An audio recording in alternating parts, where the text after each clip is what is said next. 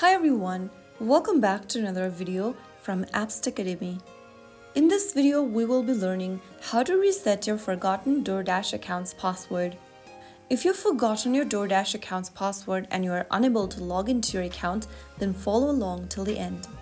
Launch open the DoorDash application and get to this sign-in page. You can go ahead and enter your phone number or email address associated with your DoorDash account.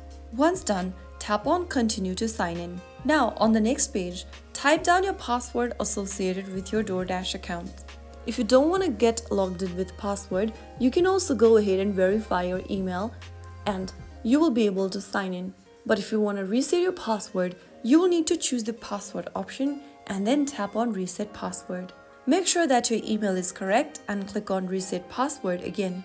You will then receive a verification code on your email. Go check your email inbox and then open up the email from DoorDash. Tap on the link that is sent and select the web browser, and this will take you to this reset website for DoorDash. Type down the new password you want to reset to in the text box. Now re-enter the password once again in the next field. Finally, click on Reset Password. Your password has now been changed. Now that you've successfully reset your DoorDash password, you can continue ordering your favorite meal without any hassle.